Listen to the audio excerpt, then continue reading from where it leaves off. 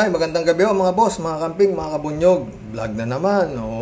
Magbigay naman ho tayo ngayon ng reaksyon. Magkwentuhan lang tayo dito sa Mr. Sa Totoo Lang. Bigay tayo ng reaksyon dito kay Idol Christian Isguera. Nagustuhan ko ho ito 5 hours ago lang po ito. Siguro napanood nyo na to.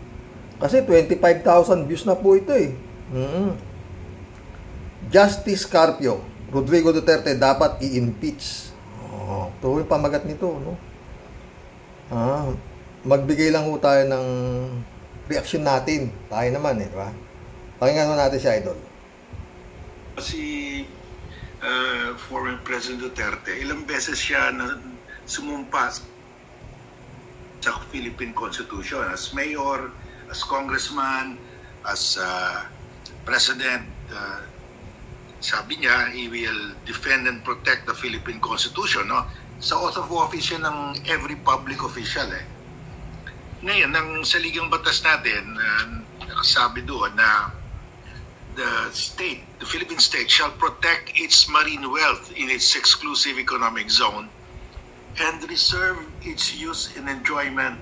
Itong reaction natin dito, mga tungkol ho sa mga nagawa ni Digong nung siya ho ay presidente. Tungkol ho sa West Philippine Sea. Mga nagawa niya nung siya nakapwesto, Exclusively for Filipinos. So, yung Philippine state shall protect its marine wealth in its exclusive economic zone and reserve it exclusively, the use and enjoyment exclusively to Filipino citizens. Ngayon, when he was president, pinamigay niya yung ating isda. Yun! Maganda pala talaga mga nagawa ni Digong, di ba? Nung siya presidente, pinamigay niya. Mabait si Digong.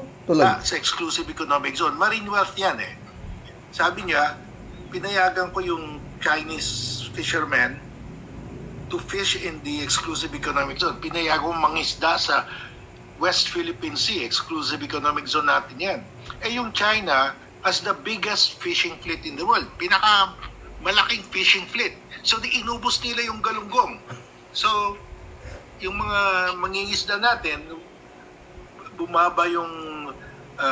Baka naman hindi kumakain si Digong ng galunggong, kaya baliwala sa kanya yung galunggong.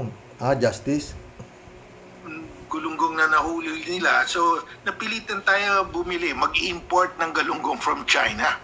At kaya tumaas yung galunggong. Yung natapos yung presidency niya, dumoble ang presyo ng galunggong from the time naging presidente siya, no? From the time he became president to the time he left office, dumoble. Presidente siya. Mula raw naging presidente si Digong, hanggang sa bumaba siya, ang presyo ng galunggong dumoble.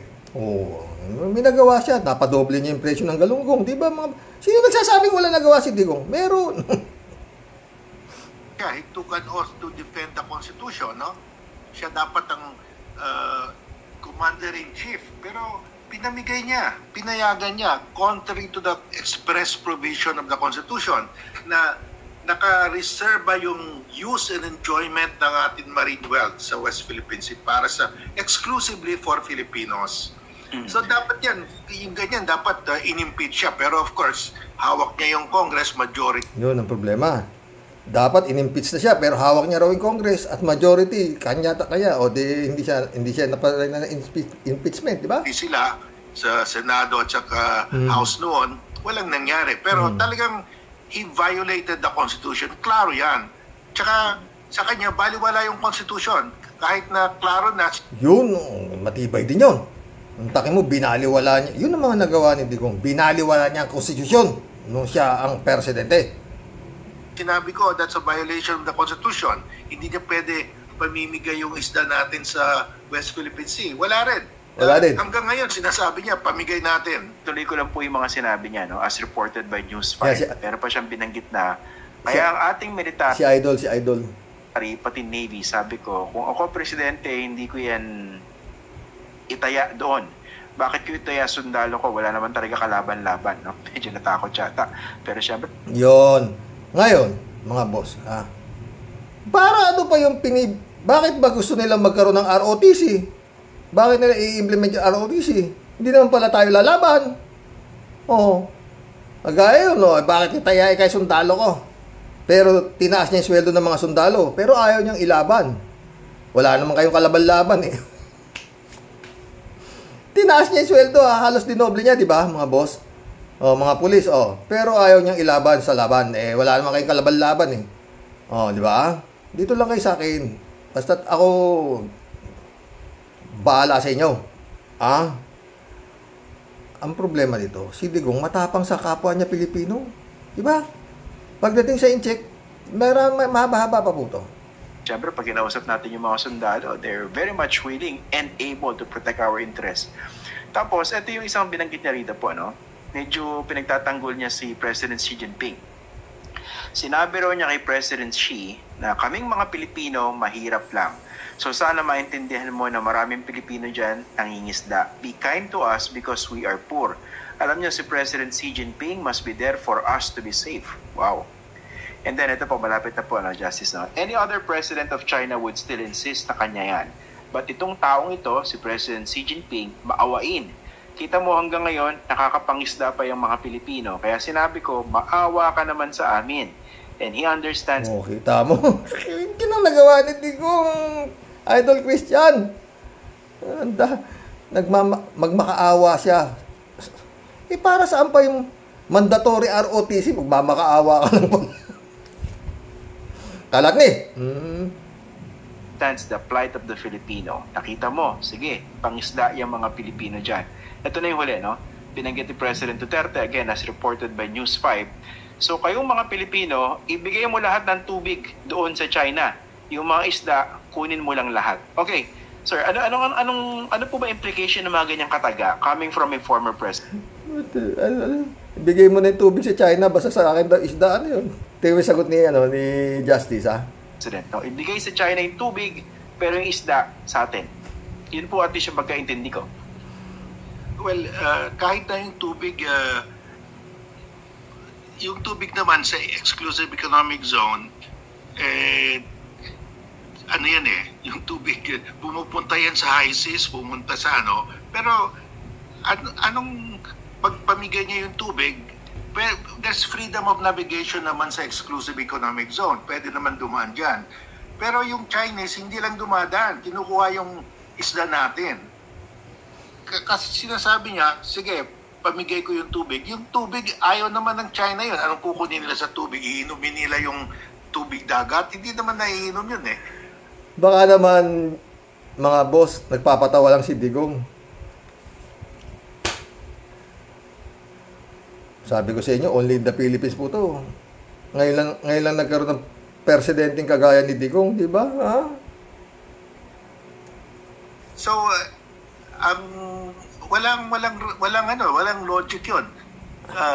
Sa inyo yung tubig, amin yung isda. Pero what is happening on the ground, yung China, kinukuha yung isda. Ayaw naman nila yung tubig. Hindi mo naman mainom yan. Hindi mo makain yan. Yung isda ang kinukuha. So, talagang walang logic yung sinasabi niya. But what is happening there, dumadaan yung Chinese fishing fleet, the biggest in the world, in-scoop, kinukuha lahat yung yung isda natin. Kaya yung ating mga fishermen, yung mga mangingisda natin, umaalma na wala na silang nakukuha. Bumagsak yung kanilang fish catch by almost 70%. No? So tayo, malaki yun, 70%. Almost 70%. Ilan pa yung mga mangingisda na magpaparty-party sa 30%. Tsaka wala na nga mahuli. Kung 30% na lang natitira, lalayo na yan. Antalang yung one of the biggest fishing yung vessel. Pag sinalok na ganun, ubos nga, di ba? Kawawa talaga pa si Juan de la Cruz. Tuloy. Nag-i-import na tayo from China ng isda. Yung galunggong galing na sa China ngayon. Pero yung mga ganitong pahayag, galing sa China, galing sa atin yung kinuha ng China, tapos bebenta sa atin. Anak na kamote. Since hindi na naman presidente si President Rodrigo Duterte, dapat pa po bang seryosohin ito ng mga Pilipino? Well, yung niya, parang ordinary o opinion na lang yan. Pero alam mo, madami siyang mga mataas pa rin yung rating niya. Yun ang problema, mga sir.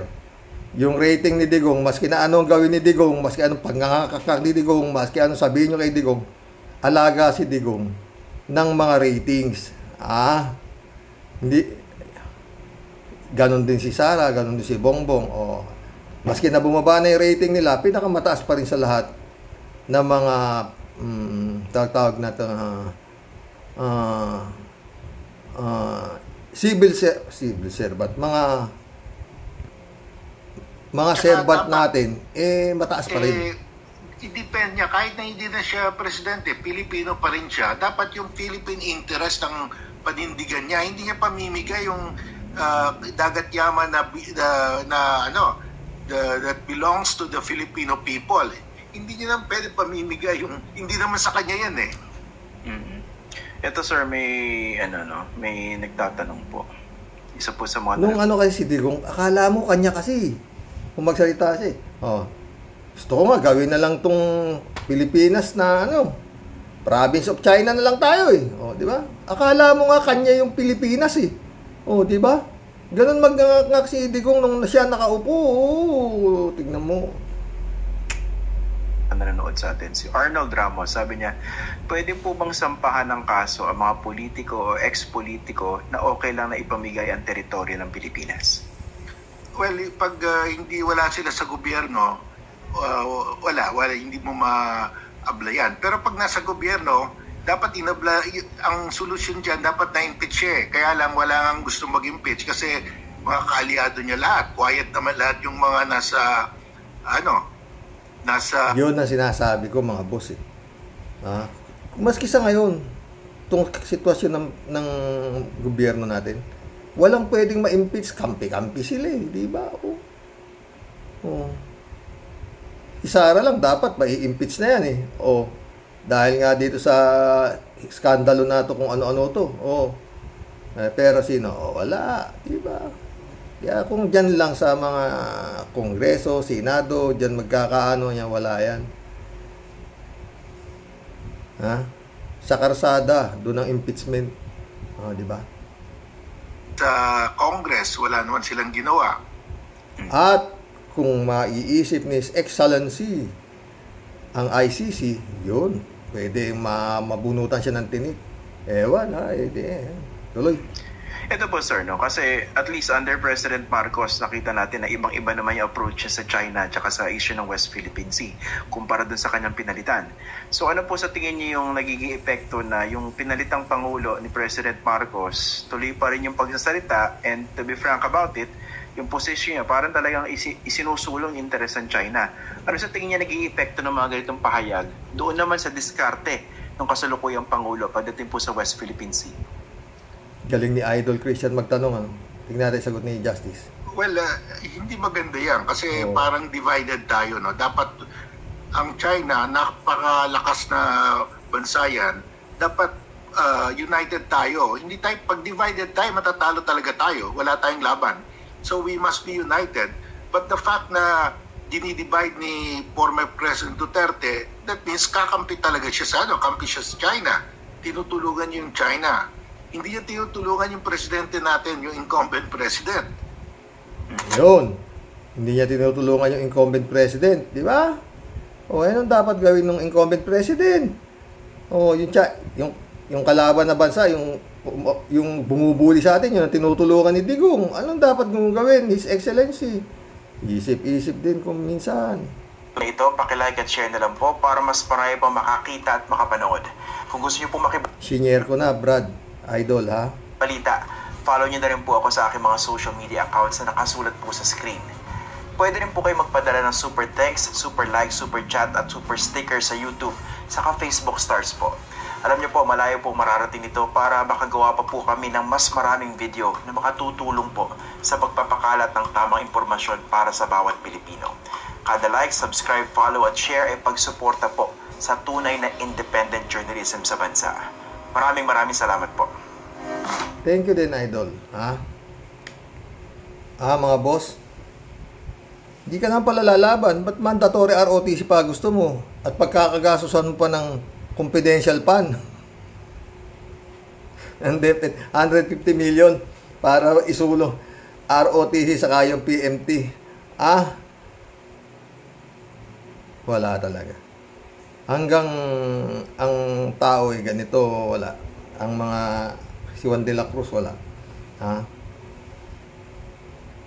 Lord, pag pinanood natin to, wala talaga. Pag pinanood lang ng mga mamamayang Pilipino, wala ho talaga, wala po kung nakikita nga.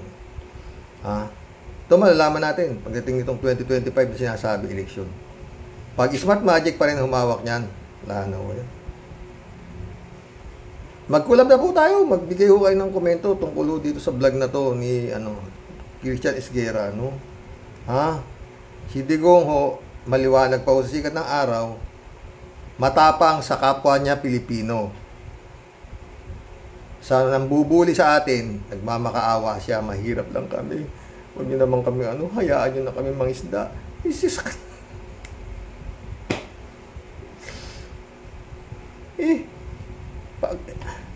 Teritoryo niya yun, ba't siya magmamakaawa? Kala ko atapang tao.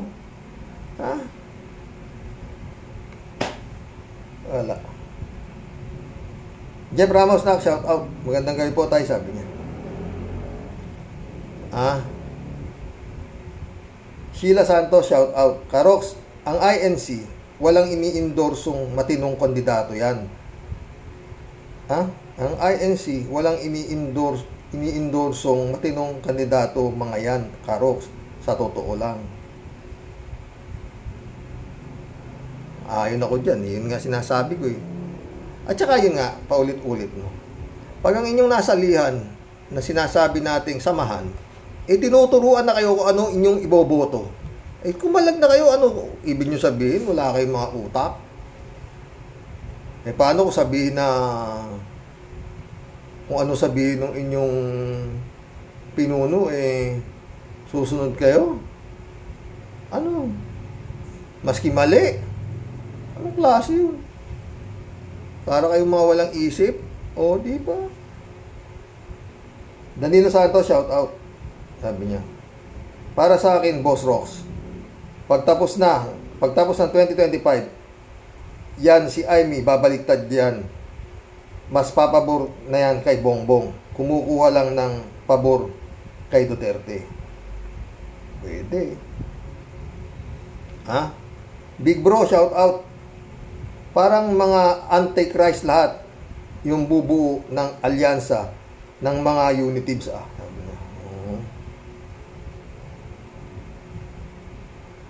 Marilu Pabianak, shout out sabi niya. Good evening po tay.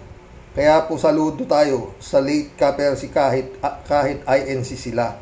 Nanindigan siya sa alam niyang tama. Di siya sumunod sa kung sinong iniendorso ng kanilang namumuno. Ano ba sa tingin nila kay Sara? At talagang doble kayod para lang mailuklok na alam natin di naman para sa kapakanan ng Pilipino. Ingat po tay sa mga Rocky Warriors. Ingat ka dyan, nak. Sabi ko nga Pag napagod, pahinga. Emily Capistrano, sumagot siya. Pera-pera pa rin ang eleksyon. Kawawang mga Pilipino. Nasadlak sa dusa. God bless the Philippines. Sabi ni Emily Capistrano. Marilu Pabian ulit Ganyan na din po ang El Saday, si Brother Mike. Nilalapitan na din ng mga politiko. Matagal na yan si Mike. Matagal na yan. Si Velarde. Nako. Yan ang mga yan ang Yan mga yan. Yan ang sinyalis talaga na ang Pilipinas masyadong talamak ang tinatawag na Tanganism virus.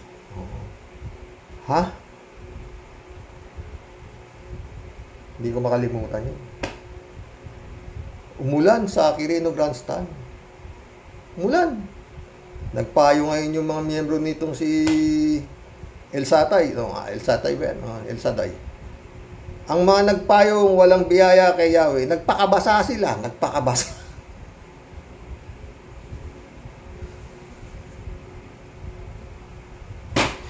Putik yan. Bago matapos ang kanyang seremonya Dati yun ang ginawa niya parang ano eh, napupuno ho yung Quirino Grandstand. Bago siya nakapagpatayo ng mga kanyang simbahan, matagal ho yan doon sa Quirino Grandstand. Na ang dami. Diyos ko. Ewan ko, Lord. Bakit po? Taas sa inyong mga prayer request, taasan sila ganyan. Yung malaki ang ilalagay, yung malaki ang biyaya kay Yahweh. Yung maliit, maliit din.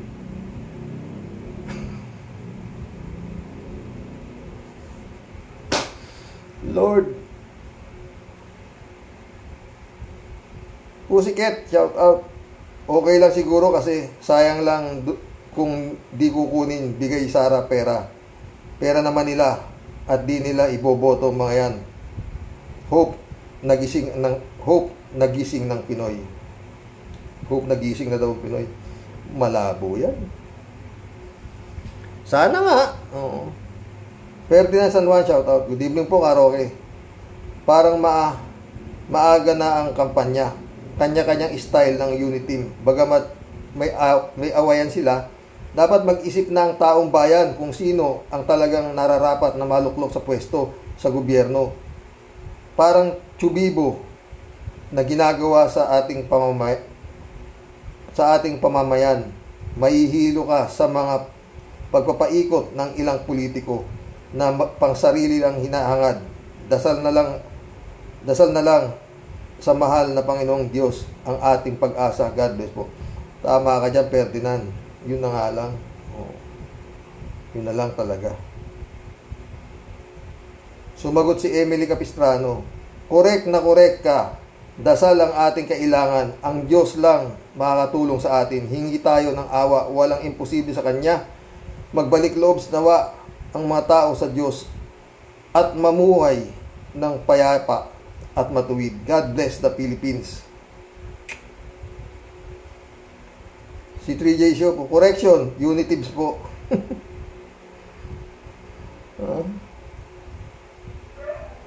Raul Villanada, shout out ha. Greetings, Kuya Rox. Alam na natin lahat. Ano pa?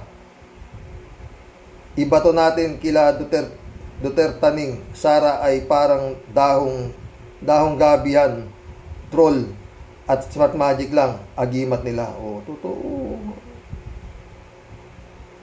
Raul Villanada ulit oh. Tanong ko nga sa mga pinsang kong INC. Oh, may pinsang INC. Nakikinabang ba kayo? Ha? Tanong ko sa mga pinsang kong INC, nakikinabang ba kayo katulad ng ministro ninyo sa mga politiko? Ano naman sagot? Sumagot si Cassandra Daisy. Baka may promise din na mabigyan ng visa sa ibang bansa, parang si Kibuloy. Pwede, di ba? Ewan. Raul Villanada ulit to.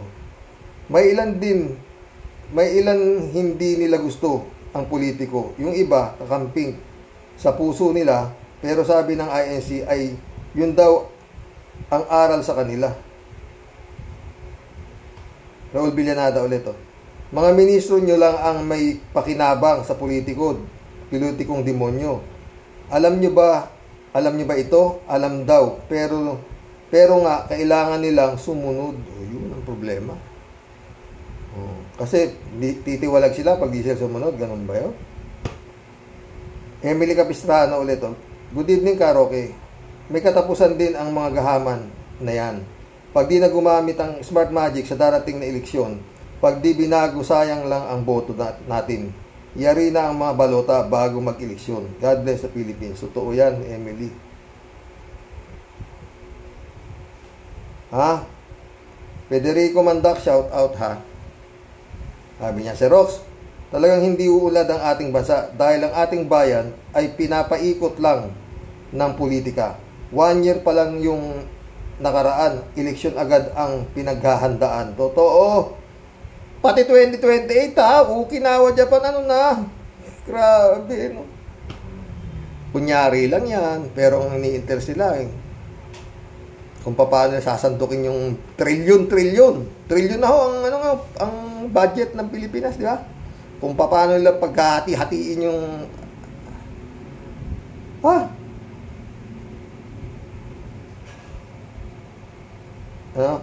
para para magkapera galing sa pag-utang. Hindi na napagtutuunan ang pansin ang problema ng bayan. Gagamitin lang ang mga panatikong bulag sa kahirapan. Nakakalungkot na isipin, maabutan lang ng konti, ipagbibili na ang kanilang dangal. Talagang malungkot yan. At saka, hindi nila alam, Federico, hindi na nila alam yung salitang dangal. Basta, eto na pera. Gutom tayo.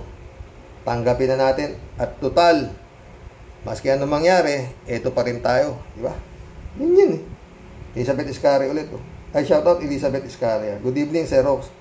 Yan ang ebidensya na talagang alam nila na nagalit na ang karamihan ng Pinoy. Ngayon, ay nabuking sila sa mga pinagagawa nilang confidential fund na harap-harap ang pagnanakaw ng kaban ng bayan. At ngayon nga, panay tanggol nila dito sa mga Duterte at alam nila na malakas pa din ang Sara na yan. Lalo na itong si Bongo Bato, Robin at lahat ng mga alipores nila. Wow! Kitang-kita dito na bobulahin na naman nila ang mga taong bayan. Di ba, Sir Rox? Eh ano pa nga ba? Yun nga problema eh, ha? Yung tanganisim virus. Tsaka yung taggutom. Oo. User, shout out user, ha? Yeah, good evening, Karox. Nakakatawa yung mga naglalaki ang rehilyon. Kung panunuorin nyo ang mga debate nila ay halos magpatayan para patunayan na sila ang totoong rehilyon. Pero pagdating sa politika ay mga nagkakaisa sila kahit alam nila na hindi karapat-dapat ang politiko. Pero dahil sa interes ng grupo nila ay ipinapaboto ng mga leader nila kahit murahin pa ng Diyos ay baliwala sa kanila. Basta ang importante ay nakadikit sila sa nakapwesto. Yan isa pang dahilan kung bakit lugmok sa kahirapan ng Pinas. Ang mga miyembro naman di na nag-iisip, basta sinabi ng puno nila kung sino ang iboboto, yun ang iboboto nila. Yun nga sinasabi ko, user eh, ha? Meron nga isa, di ba? Oh, tumakbo bang presidente? Oo, tumakbong presidente. Binilang niya yung miyembro niya. 4 na milyon yata ang kwenta niya. Oo. Tinayimis niya sa 4. Panalo na raw siya. 4 o 5. Binilang niya pati mga kapamilya. O, talo. Yun, nadaya daw siya. Walang yan talaga. Pag hindi naman talaga user. O. Yun naman to si Mike Velarde. Pinatatakbo daw siya ng kanyang mga miyembro. Sabi naman ni Mike, wai si Mike. Walang problema, gusto niyo akong maging presidente? Sige. Basta kay kada isang miyembro ko, kumuha kayo ng 20 signature na ako ang iboboto at tatakbo akong presidente. Wais din ang...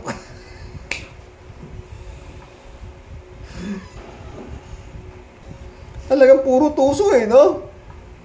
Oh, gusto nila tumakbo si Mike Velarde ng presidente. Oh, okay lang man, pero lahat kayo, yung order ko, kumuha kayo ng 20 boto. 20 signature, ha? Na ako ang iboboto at para ako tatakbo.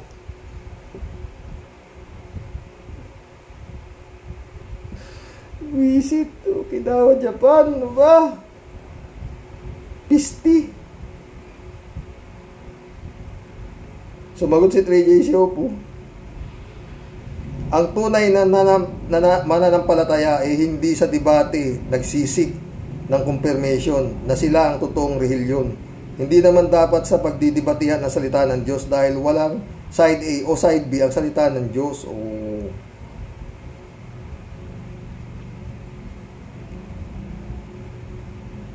Elizabeth Iscari ulit, oh. Pasintabi naman dito sa INC. Wow, ang aga pa lang nagbibigay na sila ng paunang bayad para iboto sila nito. Wow talaga. Sa dami ng mga pera ng mga ito, kayang-kaya nila itong bayaran. Alam kasi natin na pera-pera lang ang labanan. Basta eleksyon ang pag-uusapan. Totoo yan, Elizabeth, ha? Kakalungkot, diba? Elizabeth Iscari ulit. Sir Rox, kaya nga pala malaki ang lamang ng nakuhang boto ni BBM at Sara. Alam naman natin na marami ngayong tanga at mga Pinoy. Dagdag pa ang mga nilalang, dagdag pa na kaya nilang magbayad ng Smart Magic at yung mga Comelec na hawak nila. Paano matatalo mga yan? Ngayon pa lang nagbabayad na ang mga yan. Di ba, Sir Rox? Totoo yan. Kaya nga kawawa si Juan de la Cruz. Elizabeth Iscari ulit. Tama kayo, Sir Rox. Honorable nga pala ang tawag sa mga magnanakaw sa politiko. Oo, honorable. Lahat ng klase. His Excellency pa nga iba. Ano pa? Basta karamihan, honorable. Tuloy natin kay Elizabeth. Pero kapag di ka nagnanakaw at matino ka, ire-red tag ka pa nila at ibibintang pa sa'yo na MPA ka. Totoo. Pag di ka sumali sa kanila, kumontra ka, MPA ka.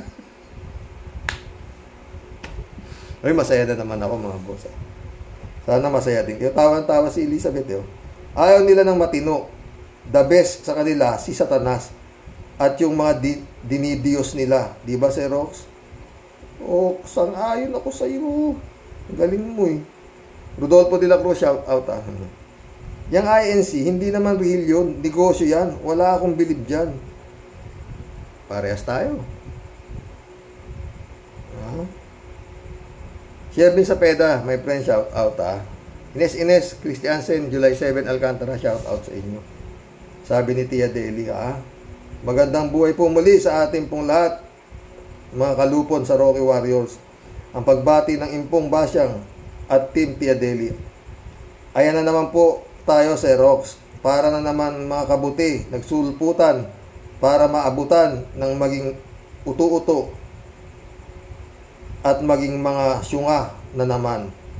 Sa bandang huli, diba, ligwak, lugmok, puro mga daing at ngawa. Tapos eto na naman tayo sa mga nangyayari ngayon. At talaga, di pa kayo nauuntog. Sa susunod, di lang po bukol ang mga pahihinugin ninyo. Kapag di pa talaga kayo nagising, magpapabudol na naman kayo. Magsipagbigti na lang kayo. Lahat sa puno ng kamatis. Ginam, Wala naman talaga ang kwenta ang mga buhay diyan. Mga buhay ninyo diyan sa mga mapang-uto na mga pulpul na mga sobrang buhayan ng mga politiko. Galit ka na naman, Tia Delica. Alam nila kung paano kayo gagaguhin at uutuin. Konting kalansing lang palagi ng barya. Yari na naman si Juan de la Cruz. Ang kailangan lang nila ay mga boto nyo. Hoy, magising naman sana kayo. Alam mo, Tia Delica, karamihan dyan, pag nagugutom, natutulog na lang. Yung iba naman, pag minalas-malas, hindi na nagigising.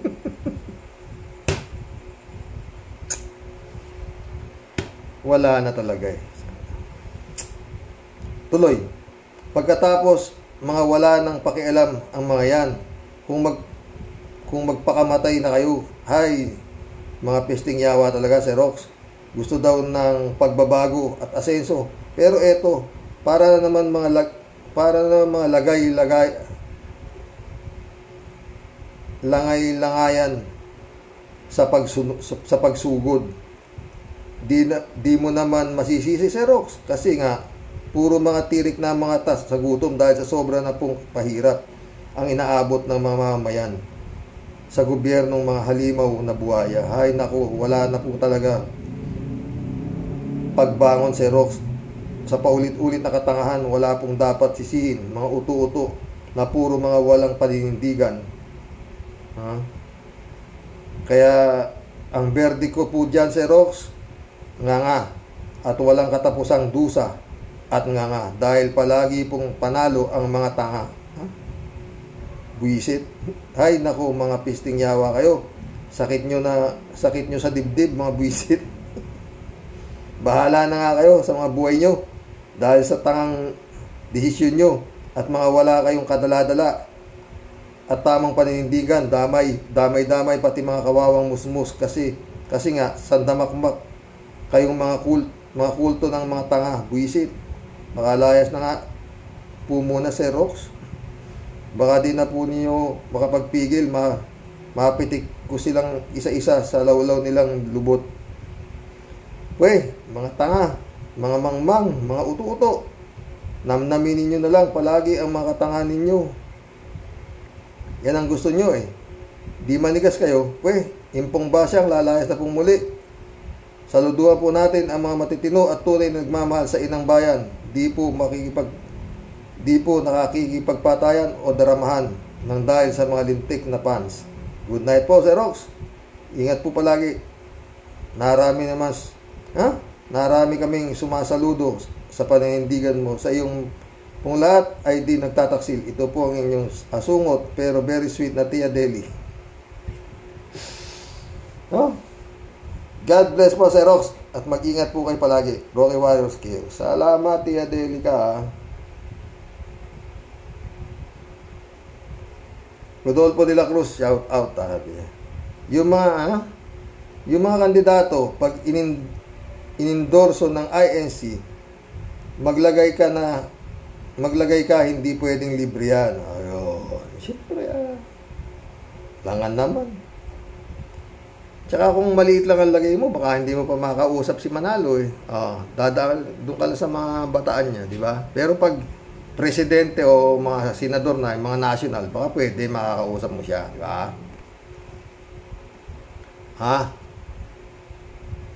Moody Muma, shout out.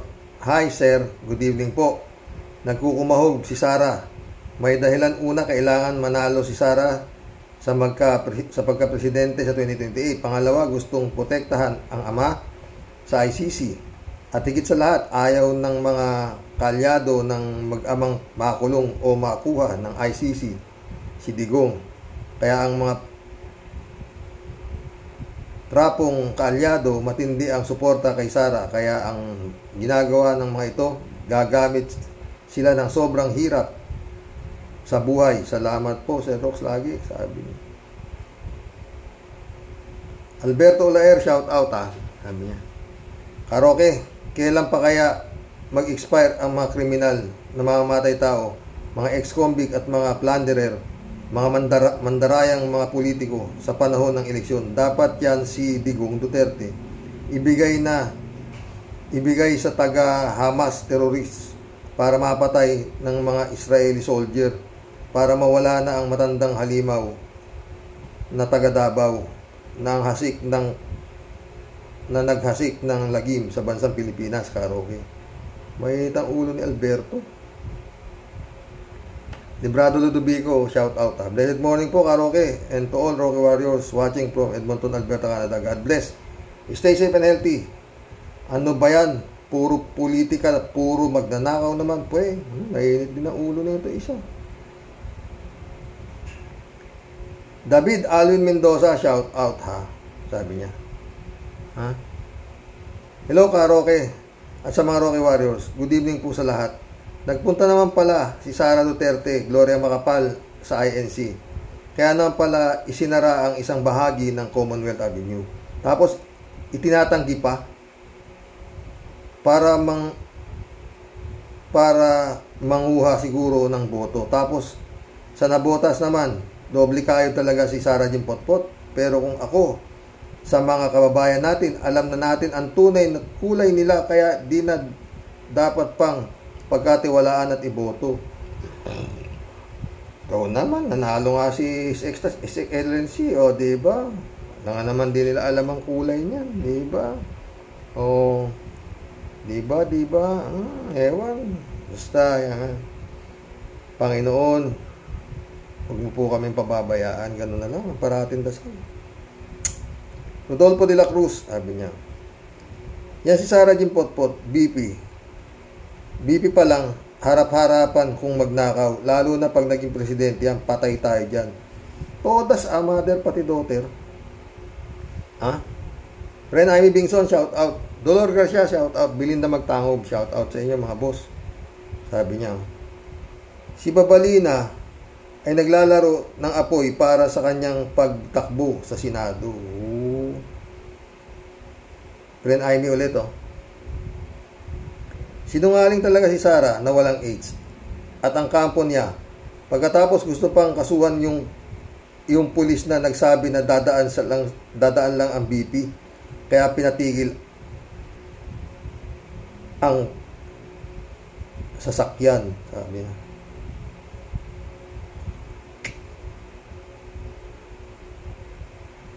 Sotero Hantik. Welcome to the club, Sotero Hantik. Patawa sila, Kuya Roque. Pinsan mo pala si Butanding, Roque Bading. Hindi, si Roque, apelyido niya Roque, ako pangalan ko Roque. Hindi kami magpinsan. Kao naman, Sotero Hantik, oh. Kapasok-pasok mo eh. Paltos pa. Magtatanong ka muna ha, Sotero. Huwag kang pasok ng pasok. O, Sotero Hantik ulit, oh. Basta iglesia, tanga. Yun ang tingin ko. Mga kupal yan. Mahita ulo. Johnny Bigod, shout out ha. Sabi ni Johnny Bigod. Gandang gabi ka, Roque. Itong iglesia ni Cristo ay kanya-kanyang bilhin ay kayang-kayang bilhin o bayaran ng mga Marcos at Duterte para bumoto sa kanilang kandidato. Kawawa ang oposisyon. Walang kapanapanalo sa eleksyon. Marami silang pera dahil sa pagnanakaw, kaya magagawa nila lahat ang imposible. Tiyak ang uupo at mananalo sa Senado ay puro mga bataan ni Marcos at Duterte.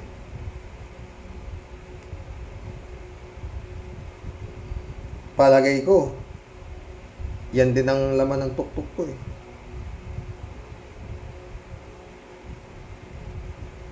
Librado Ludovico ulit oh. Karoke, ha? Sa tingin ko kaya mahaba ang buhay ng mga demonyo, ay ng demonyong magnanakaw, eh binibigyan pa sila ng Panginoon Diyos na magbalik loob, magsisi at sa mga maling gawa. Naku, librado. Diyan siguro baka magkamali ang Diyos. Kasi para dyan sa mga demonyo na yan, eh walang Diyos. Diba? Numura nga lang nila Diyos eh. Ari, shout out. Sabi niya, ang masasabi ko lang sa iglesia, Karoke, sila ay naniniwala din na ang gobyerno at church ay hiwalay. Hindi nga sila nakikialam sa gobyerno, pero hindi ba sila kumukolekta ng bayad sa mga politikong lumalapit sa kanila? At kung tumatanggap man sila ng lagay, masasabi ba natin na para sa Diyos pa sila? Daming tanong si si Aris. Sabi nga nila, kami ang tunay na iglesia. Ang wala sa amin ay di maliligtas. Tuloy, buti pa si Judas, isang beses lang ipinagbili si Kristo. Sa pagkatapos, nagsisi na si Judas, ay nagbigti pa ito. Ang iglesia tuwing eleksyon ay ipinagbibili si Kristo, hindi lang 30 pirasong pilak, kundi milyong-milyong confidential fund at hindi sila nagbibigti. Hay nako. Ewan ko nga ba sa mga diyan, paano lumaki yan, Jan Dimango, shout out. Ito. Alam mo, Karoke, base sa malikot kong pag-iisip, nung pang 2016 election ay talagang di maitago ang sabuatan ng Marcos Duterte. Kung isasalarawan ko ang behind the scene, threat of disqualification BBM Ty Diggs, tagilid ang kandidatura ko sa Comelec. Digong nyo, wala kang mag-alala. Bahala na ang mga alipores ko dyan. At sigurado na ang pag-upo mo sa Malacanang kahit di ka humarap sa debate.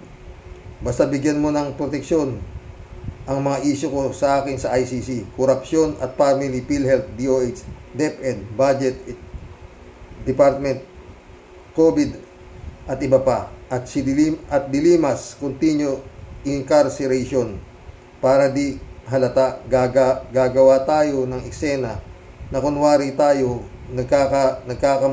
Nang kunwari, di tayo nagkakamutan ng likod. Titirahin kita at kaunting negatibo na weak president ka at heroin addict para di halata. Sabi naman ni Bobo M, nothing to worry, basta't malinis lang ang dayaan at ang proteksyon mo ay garantisado sa administrasyon ko. Mahaba yung ano mo ang laman ng malikot mong kaisipan pero mukhang sang-ayon ako sa iyo dyan, Johnny Dimango. Akira Milo, shout out ha. Magandang umaga po dyan sa inyo, Mr. Totoo lang. Sumagot si Al Olalyao. Shout out, Ma'am Akira Milos. Have a nice day, sabi niya.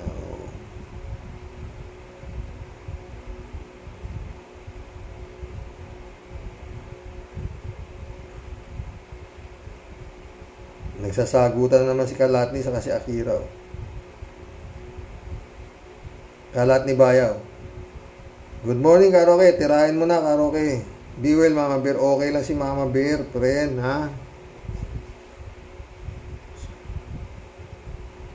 Sumagot si dito si TJ Siopo.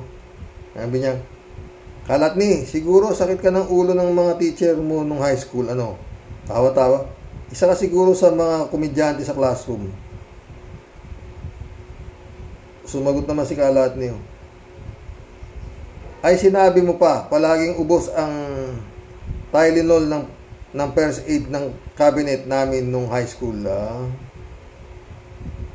Alam mo, masaya ako, totoo.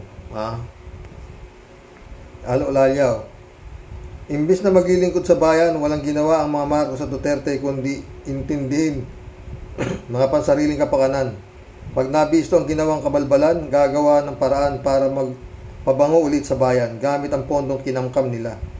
May magandang kinabukasan pa ba ang bansang Pilipinas? Malayo pa ang eleksyon. Magandang araw sa Rocky at all Rocky Warriors. More power. Stay safe. God bless us all. God bless, Alulalya. User, sabi niya, huwag na iboto mga payaso sa Senado. Dami niyan. User ulit, kailangan natin malinis ang COMELEC bago next election. Walang saysay ang boto natin hanggat hindi malinis siya. Tama ka dyan, user. Kaya nga Sumagot si 3J Siup. Naku, wishful thinking yan. Kapag na-intriga ni Bongbong si Dutz sa Kapag na-intriga ni Bongbong si Dutz sa ICC at si Kibuloy ay natuluyan na ng US, hihina kahit papaano ang puwersa ng mga Dutz at maaring lumakas kahit papaano ang posisyon sa awa ni Lord. Ano palagay mo, Sir Rox? Anong palagay ko? Di tama ka naman, siyempre. Totoo yung sinasabi mo. Kung magkakalakas ng loob si His Excellency na ibigay si Dutz, ewan. 3J Show po ulit Sabi niya, hello Sir Rox, yan si Aimee. Sa palagay mo ba todo ang trust ng mga DDS dyan? Kasi kung sarili niyang pamilya tinatalikuran niya in the name of her political career, ang mga Duterte pa kaya ang di niya kayang talikuran ni Aimee pagdating ng panahon? Ganito lang yan, ginagamit ni Aimee ang mga Duterte at ginagamit din naman siya ng mga Duterte. Sa madaling salita, users sila. Totoo yan. 3J Siop, yung mga politiko na yan, sus. Pag nakaharap yan, gaganda ng ngiti niyan. Pag talikod niyan, ulul. Kala mo, niwala ako sa'yo. Ganun yan. Sabi ni Ka-Percy, sila kakagatan. Nangyari yun. 3J Siop ulit. Sir Rox, para sa akin, Sir Rox, para sa akin, kung kanino sasandal ang Smart Magic, sila ang mananalo sila. Tama ka dyan, 3J Siop ka. Alam naman ng mga Duterte na wala sila sa pwesto pero kayang pagalawin ang mga alipores niya. Kaso, mas malakas ba ang mga alipores ni Duterte kaysa kay Marcos? Matalino si Lisa Araneta. Kalkulado na niya lahat. Kaya todo kayod nila Duterte and company sa early campaign. Tawa-tawa. Umpisa sa Malabon ba o sa Nabotas ba yun? Next, ang INC. Tapos, sino pa ang susunod? Pag nag-graduate, magbibigay ng lechon manok. 1,000 kada gumraduate. Duterte. Duterte. Ganun lang yan. Yay! Palakpak. Lord. 3J show po ulit. Sir Rox, malapit na 2024. Ibig sabihin yan, mag-uumpisa na ang US para asikasuhin na ang kaso ni Kibuloy. Binigyan lang si Kibuloy na US ng time para mag-banjing-banjing sa Pinas. But ayan na ang US. Totoo yan, ha. O tapos si Diggs, di pa rin siya ligtas sa ICC. Kapag talagang napuno na si Marcos, sige siyang isang tawag lang ni Bongbong, here comes the bride. The ICC. Na, totoo yan, ha. Dapat si Diggs, wag masyadong ipapahalata ang galit niya kay Romualdez. Easy lang muna dapat si Dutz. Mahirap na kapag humingi ng tulong si Romualdez kay Lisa Araneta, your guess is as good as mine. Totoo, sana naman talaga Ano ba kasi? Nabababoy na nga yung ano niya. Tsaka ang bigat na nga niyan. Kaya sabi ni Digong, yan, may bagahe siya. O yun, si Digong ang pinakamabigat na bagahe niya ngayon. Ano ba sa palagay mo, 3J Show? Ha? 3J Show po nito. Sir Rox, I don't think na maibabalik ang confidential fund kay Sergeant Potpot. Kasi kapag ginawa yan ni Romualdez, kumbaga under ni Sara si Romualdez, at pag ganyan para na rin inamin ni Romualdez na di siya ang magiging presidente sa 2028. Totoo, galing mo talaga. Sana ha. Kailangan mag-control sila Dutz ng kailangan makontrol sila Dutz ng administrasyon para ma-ensure ang panalo ng mga Marcos sa 2025 at 2028. Kung gusto nilang manatili sa pwesto, otherwise once na makaposisyon uli ang Duterte, goodbye Marcos na talaga. Totoo yan. Galing mo talaga, ha? Sir Rox ulit. Sir Rox, anong gumagawa pong mga Hamas? Mga terorista, mga yan. Walang teroristang gwapo. Ikaw lang, Sir Rox. Ginawa ko daw terorista. Ikaw mo talaga. 3J show ulit, Sir Rox, di naman ako nagsasawa kahit panay si reaction mo kay vlog mo ni kay Atty. Enzo. Kasi ang galing naman talaga ni Ka Enzo. Hindi siya bias at matalino. May mga resibo siya at magaling sa history. Palibhasa, profesor na koleyo. Kaya go lang, Sir Rox. Oo. Sumagot si Kalat niyo. O narinig mo yan, Karoke. Go ka lang daw. Wag lang sumuko at banatan mo lagi. Ha?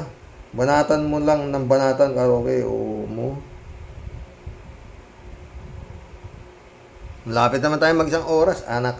Ganda kasi ito, Reynaldo Gonzales, sabi niya. Political strategies yan ni Makapal Arroyo para para mapalakas si Sara, kaya nagpapaamon INC. At ang mga taong politikong tao, at sa mga taong tao para makakuha ng boto, lahat lalamunin, makakuha lang ng boto. Ganyan mga paglibot-libot sa mga probinsya o siyudad, magastos yan. Di naman makakaikot yan kung alang pondo na hinakot sa taong bayan. Ang masakit nga lamang, alang kamuang-muang ang mga tao nakikisalamuha sa meeting na panay pambubola, pinapahayag. Hay, palakpakan pa, di nila alam epekto pag nagpadala sa bola at kanilang ibinoto mga anak apo lahi ang maglulugmok sa kahirapan dahil nakaw pamor. Pag nanalo, ang gagawin lang ng mga yan, yung mga kandigaga. Galit si Reynaldo. Christian Cheng, shout out, Saan ka nakakita ng rehiyon na halos araw-araw nagbabasa ng Biblia, pero pag eleksyon, tinataas ang kamay ng mga magnanakaw at mamamatay tao na politiko? Niloloko lang ninyo ang mga sarili ninyo. Sabi ko nga sa'yo, yung Tanganisim virus, malakas wala Montik na nga yung Senior Upal, oo, diba? O siya raw ang reincarnation ng Santo Niño, kung diba naman mga putik yan, ano ba? Christian, Cassandra Daisy ulit, Christmas ay ang pinaka-celebrated na holiday sa buong mundo. Bakit tayong mga Kristiyano ay gusto nating magdasal sabay-sabay para i-praise ang nag-save sa atin lahat na si Jesus Christ? Kaya one date was set aside for that extraordinary event. The whole world celebrates it as one, kahit anong lahi mo at kahit anong kulay mo. Yung iba, they always translate the Bible literally to the point na nawawala na ang wisdom ng gustong ituro. This is why Jesus loves us. This is why Jesus loves to use parables. In its thought that counts. And then you put it into practice. I respect all religion because I believe we adore same God. Pero ang hindi accepted, alam mo na killer at magnanakaw ang isang politiko, black voting pa kayo, only in the Philippines. Dito lang sa Pilipinas, nag-grow ang mga yan dahil sa politiko. Kaya third world country pa rin tayo. Galing ng Cassandra Daisy, Ha?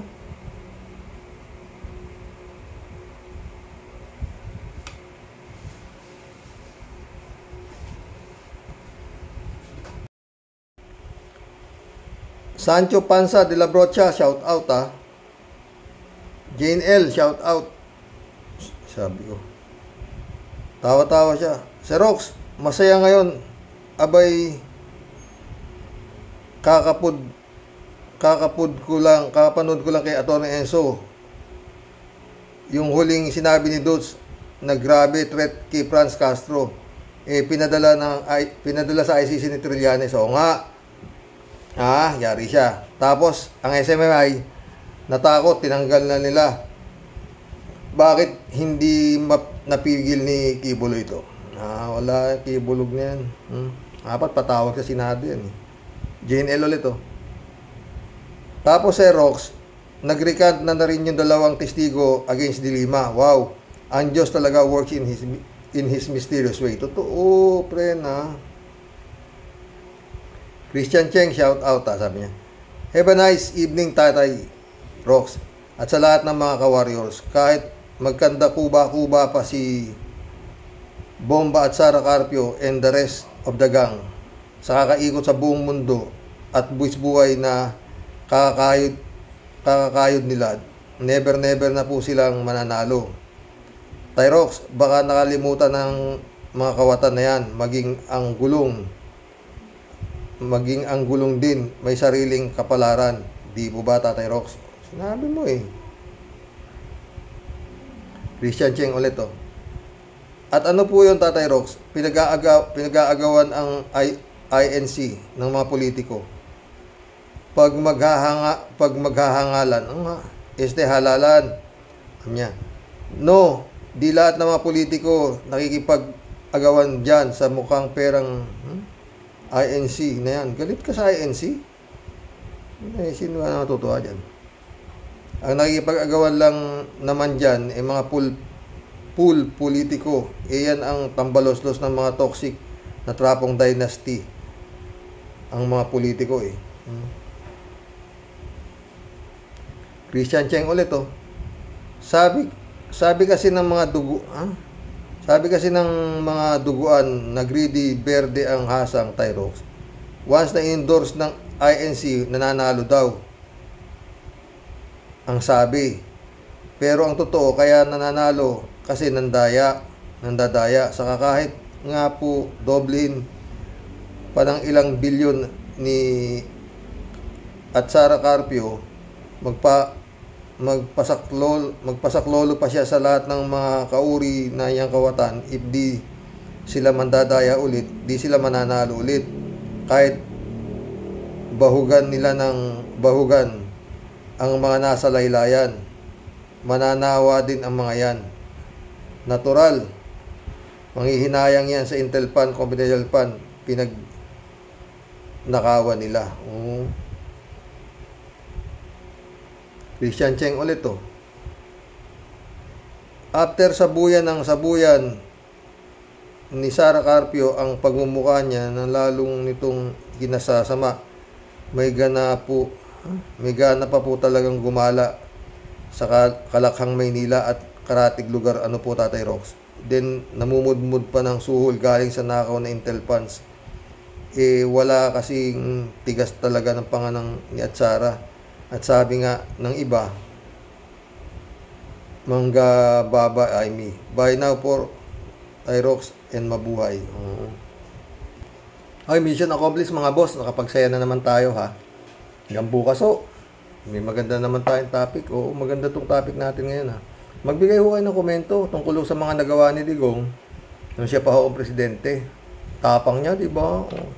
Sa Pilipino. Magandang gabi po. God bless.